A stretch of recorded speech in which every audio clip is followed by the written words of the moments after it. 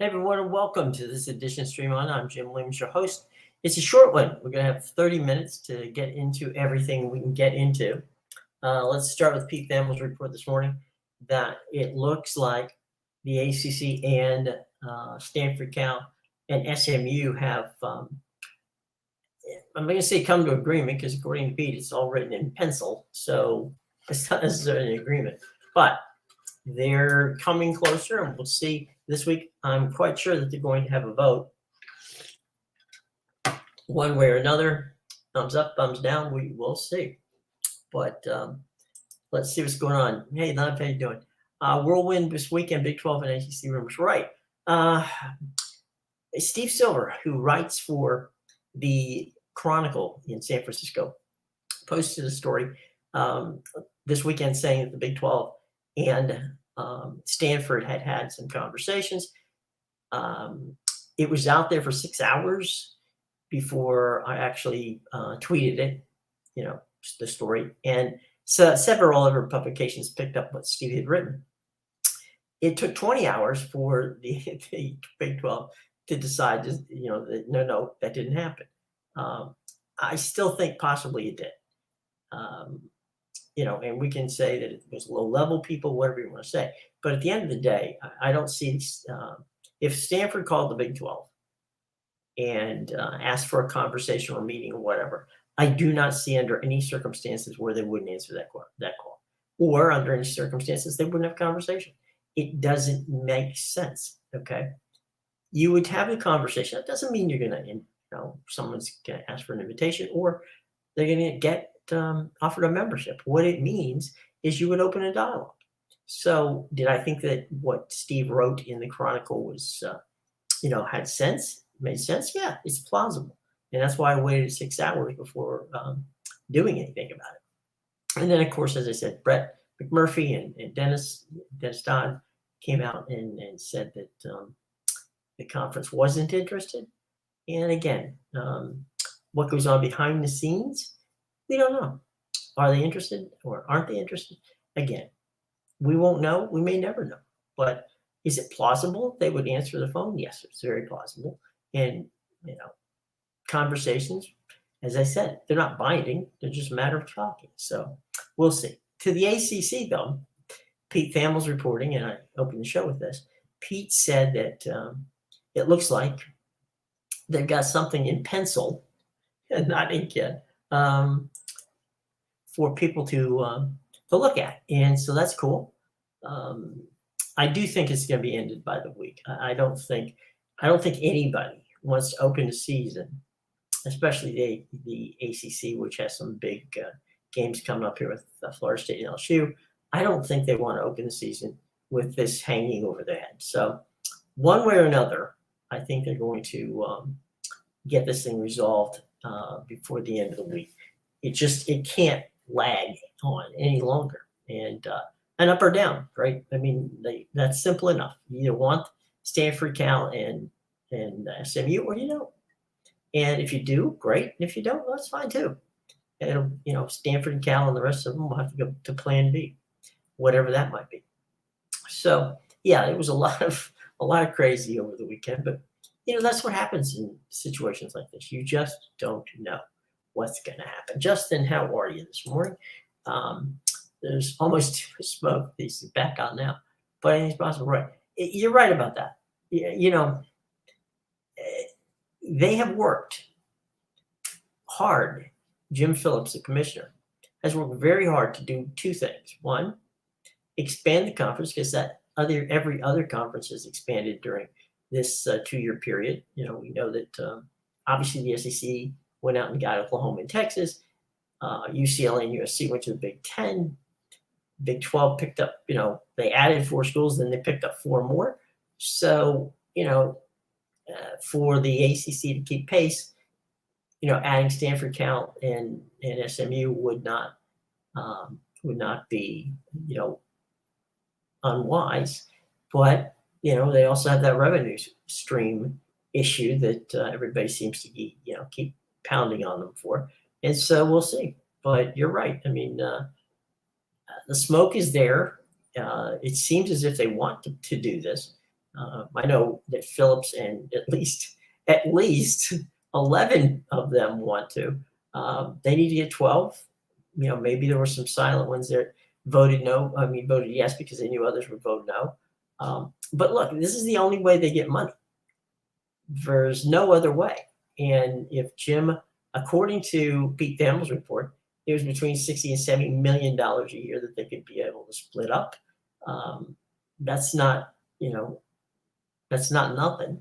And it's an added revenue stream. So if they, on one hand they can say, well, gosh, we're not making enough money, but on the other hand, how do they turn down money? So I mean, I think in Jim's defense, Jim Phillips, the commissioner of the ACC, he's certainly trying to get them extra money, and that's why bringing 3 schools in is the only plausible way for them to do it. And so we'll see. But yeah, Justin, it's we passed crazy about 20 miles down the road. That's in the rearview mirror now. So and as as Nev said earlier in a conversation, that there was some conversation about the Big 12 over the weekend. It wouldn't surprise me in the least if that was the case. That they had conversations on a lower level. So, it is what it is, right? And we'll see. So, we'll keep moving. We'll keep doing what we can. So anyway, that's where we are right now. That's 100% where we are in this situation right now. We're waiting for the ACC. Is the Big 12 an option? I don't know, but I would not, I wouldn't dismiss it out of hand. It's a very long shot, but I wouldn't dismiss it out of hand. We'll see. We will see. There's plenty of stuff going on. Now, week 0, because what I really do for a living is cover television and broadcasting, was an interesting one. The game that NBC aired this weekend out of Dublin, Ireland. I'm sure they would have loved a much closer game than it showed up to be, with Notre Dame getting thumped by Navy getting thumped by Notre Dame. It was a good game. Pac-12 Network had a good game, which I guess very few people saw, but I saw it. USC, Caleb Williams looked good. So yeah, there's some entertaining football on the weekend. We're getting ready for some big entertaining football this week. I will have a report out. I'll be bringing on some guests. I wrote a story which you will see later in the week with Gary Danielson, who is going to be leading the NBC broadcast crew. He's the color analyst, and Noah Eagle will be the play-by-play announcer on that one. So we're looking forward to seeing what's going on with NBC this week. CBS is going to open up. ESPN will fire up all this stuff. So we're gonna have our first full fun Labor Day college football weekend, and I think all of us are excited and happy that that's coming soon, because it's been way too long before since, right? What do you got, Nev? Which games you're mostly forward to this week? Yeah, Utah and Florida's, the Gators are one of my favorite teams. And I'm excited about that. I think it's going to be interesting, though, Nev. I think that where that's going to be interesting is you've got Utah. Is Cam Rising going to play? And if he doesn't, they have what in essence is a very athletic quarterback who can run and pass. He runs better than he passes, kid by the name of Johnson. And Graham Mertz, who starts for Florida, is a transfer, came over from Wisconsin. And Billy Donovan. Yeah, it's wrong coach, wrong year. And Billy Napier, who's the coach in Florida, what he wants Graham Mertz to do is manage the game, somewhat like Kyle Trask did a couple of years ago when he was quarterback of Florida under Dan Mullen.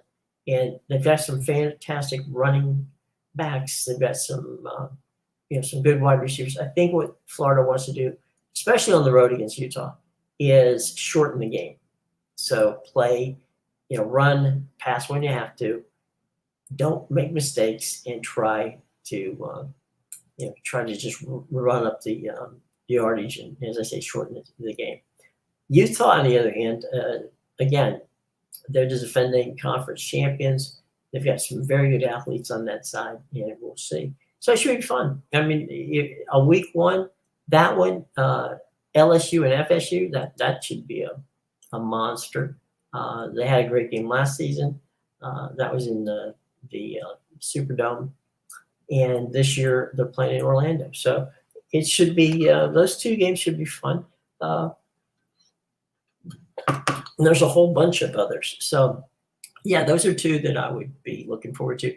The one that I was talking to you about just a second ago with Gary Danielson, and the first ever NBC college football Saturday night game should also be entertaining, and that is West Virginia at Penn State. Now, West Virginia and Penn State used to play every year, and there was a bit of a rivalry there.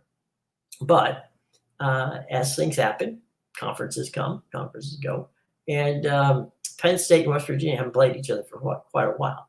So I would think for West Virginia fans, and there are a lot of West Virginia fans, that the fact that they're going to get to play Pitt and Pitt and Penn State in the same season for West Virginia fans, they got to be really excited about that. Now, the Backyard Brawl, which is Pitt and West Virginia, was played last year, the first game of the season, and that was played in Pittsburgh.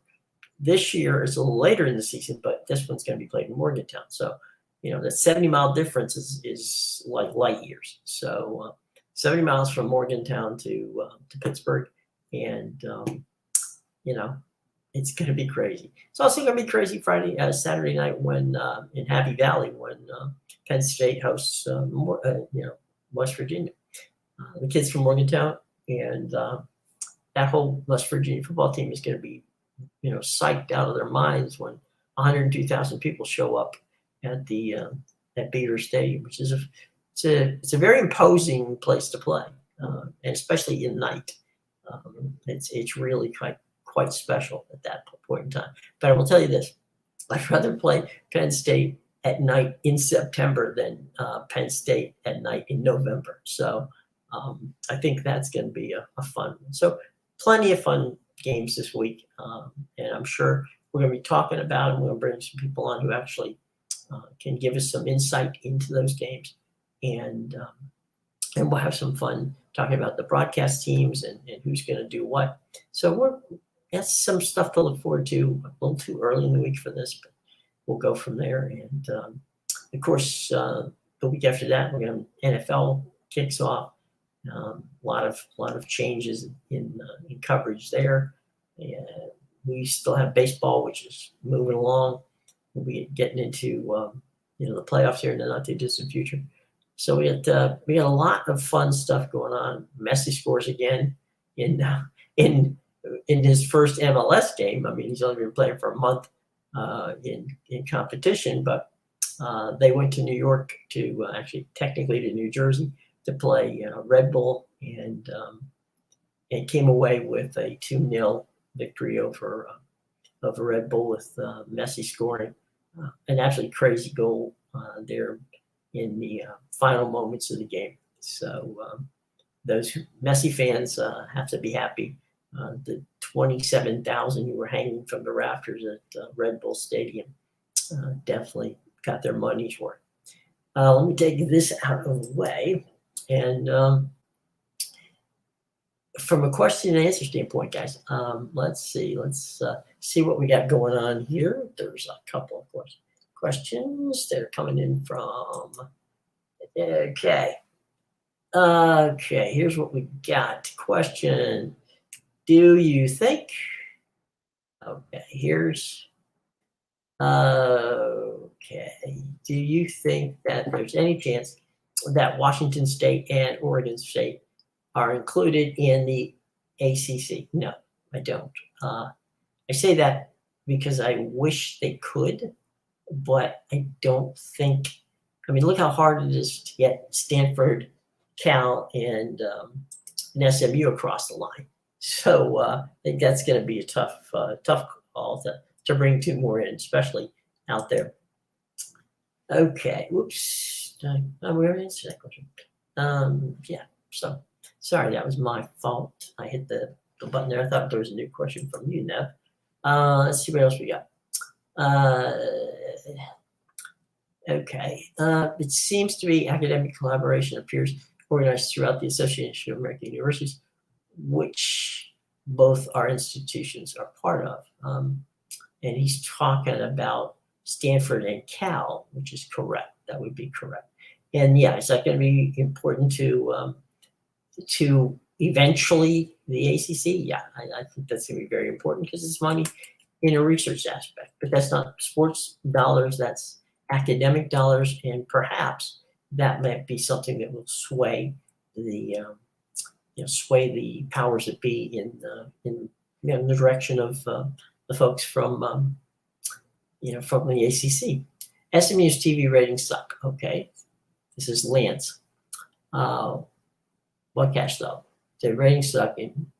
They're 70th in revenue in the past years. The endowment is an average P5 school. They aren't particularly good in any revenue supports, including attendance.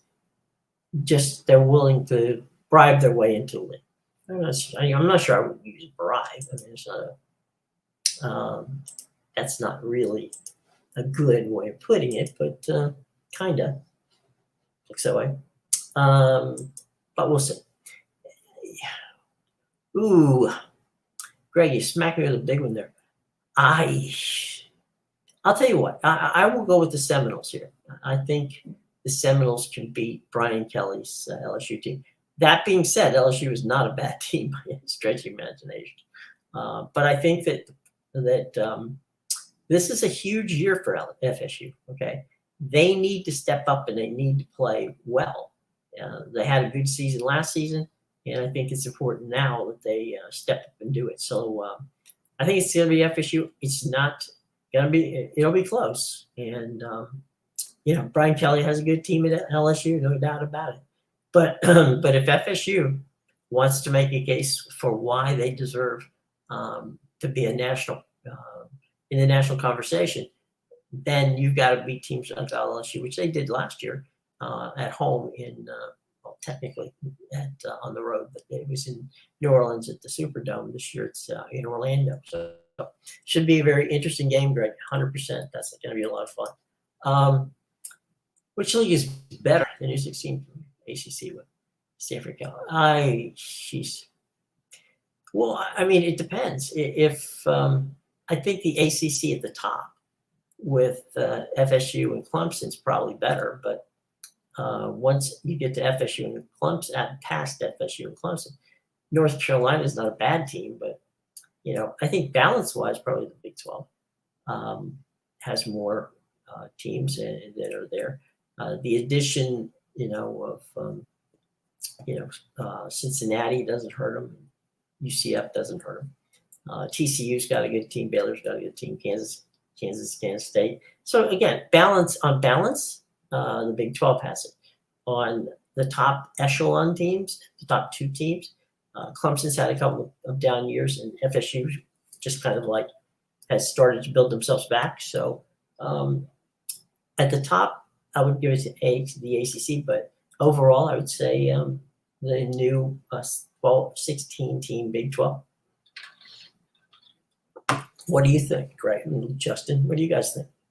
Are you with it? Which top-rated team do you think will have the worst opening game? That's a good one. Well, I guess LSU, because they're one of the top opening teams. One of the problems, and KJ, I'm sure you remember this. Michigan has a terrible time for some reason with the openers, and they're going to play an East Carolina team that's not bad. So it might be Michigan, even though they're playing at the Big House.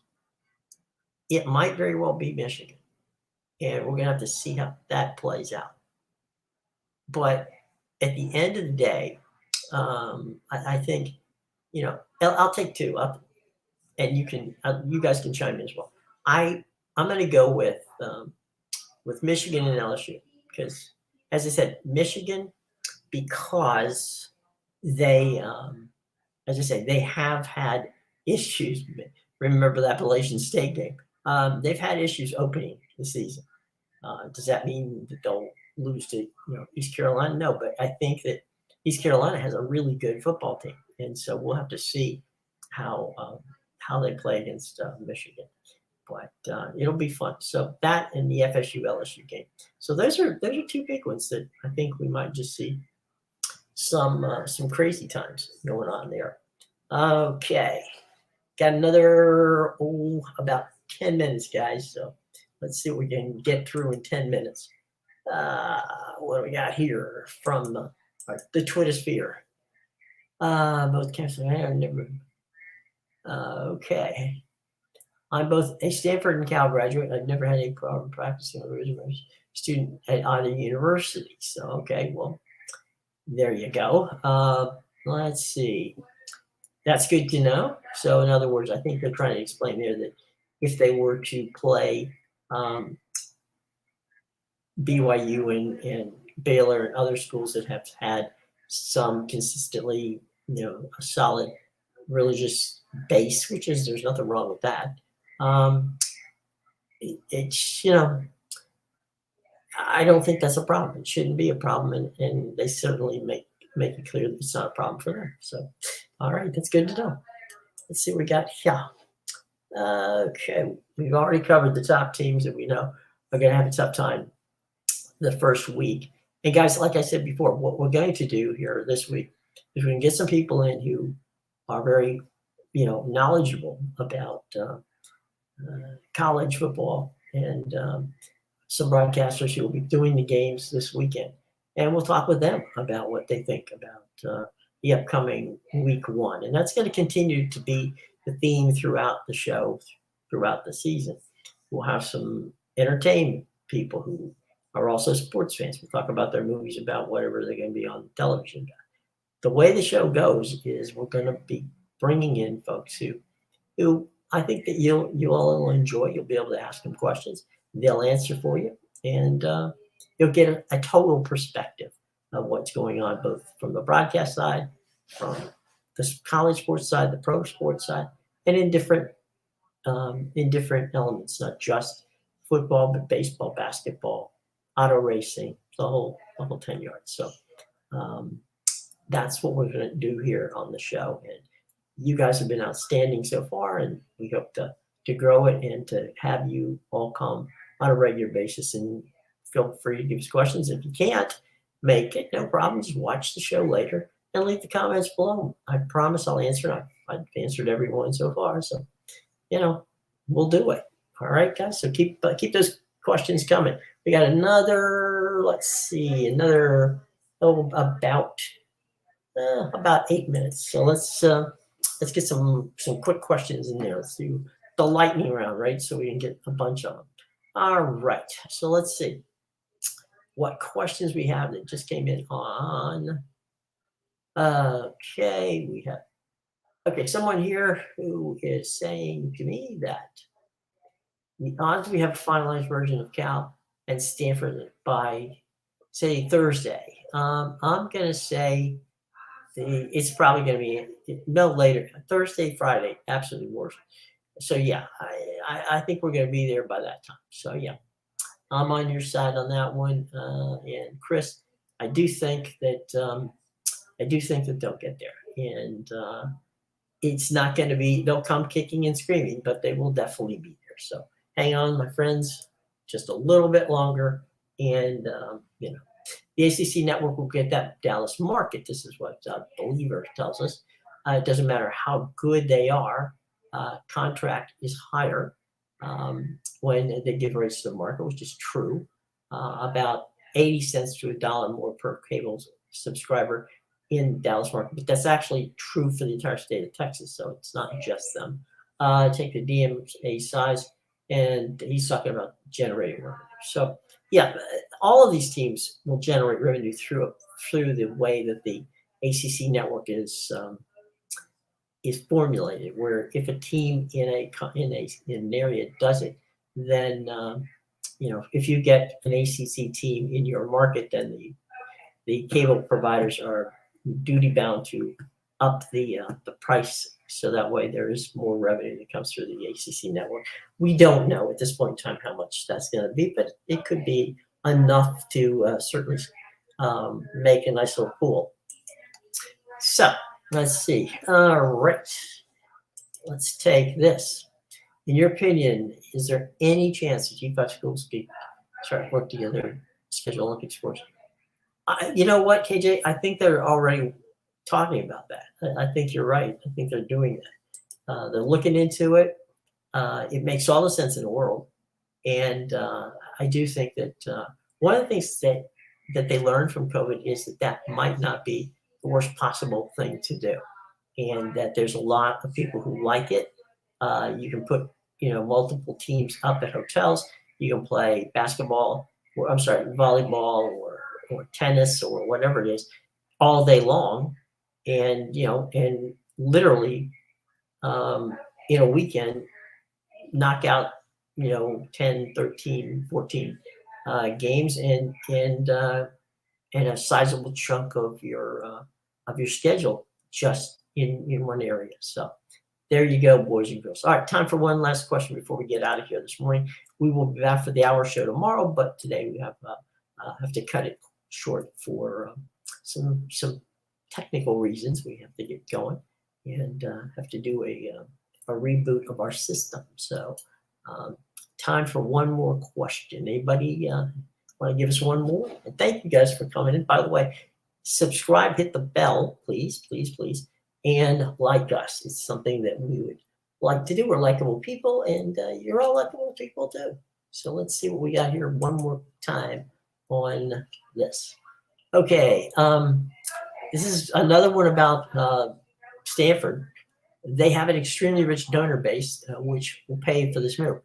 They bring nothing athletically, but they basically are paying for themselves, Stanford and Cal, just to get a seat at the table. And to a great extent, that is very good, true. They made a commitment. The ACC seems to have no trouble with that commitment, and so away we go. Welcome to the new world, right? All right, guys. Gotta tell you, it's really been fun. You guys make it fun this morning. We hope you're having a great Monday. We'll be back tomorrow, same time at 10 a.m. And I just want to say thanks again to all of you for joining us. We will be back tomorrow. We'll have a lot of fun. And you never know, we might even learn something. Guys, have a great day, okay? Take care.